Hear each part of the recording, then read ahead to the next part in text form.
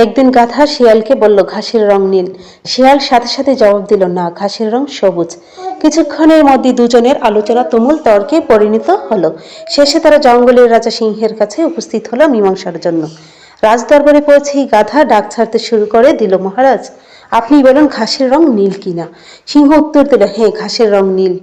গাধা তখন সিংহের সামনে গিয়ে নেচে কুদে নালিশের সুরে বলতে থাকলো, শিয়াল আমার কথা মানছে না, তর্ক করছে, ওকে শাস্তি দিন।